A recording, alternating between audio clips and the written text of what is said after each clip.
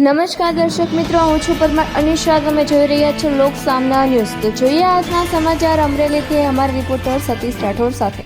Bhavnagar district કો-ઓપ bank Ambardi શાખા ખાતે અમરેલી જિલ્લા પંચાયતના નવા ચૂંટાયેલા સદસ્ય શ્રી શરદભાઈ ગોદાણી સાહેબે શુભેચ્છા મુલાકાત લીધી હતી.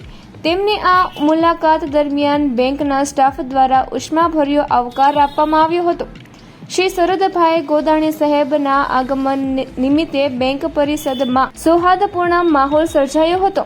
બેંકના સ્ટાફના પ્રતિનિધિઓ તરીકે શ્રી AR ખોખર, શ્રી KB બાર તેમજ શ્રી HG રાઠોડ દ્વારા ગોદાણી સાહેબનું મોં મીઠું કરીને હાર્દિક સ્વાગત કરવામાં આવ્યું હતું. આ પ્રસંગે સ્ટાફ સભ્યો દ્વારા શુભેચ્છાઓ પાઠવવામાં આવી અને તેમના નવી જવાબદારી માટે શુભકામનાઓ વ્યક્ત કરવામાં આવી હતી.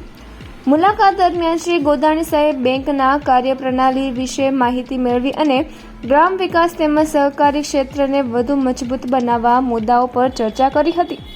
તેમણે જણાવ્યું કે સહકારી બેંકો ગ્રામ્ય અર્થતંત્રના વિકાસમાં મહત્વપૂર્ણ ભૂમિકા ભજવે છે અને આવી સંસ્થાઓ સાથે સંકલન કરીને જનહિતના કાર્યોને વધુ ગતિ આપી શકાય છે.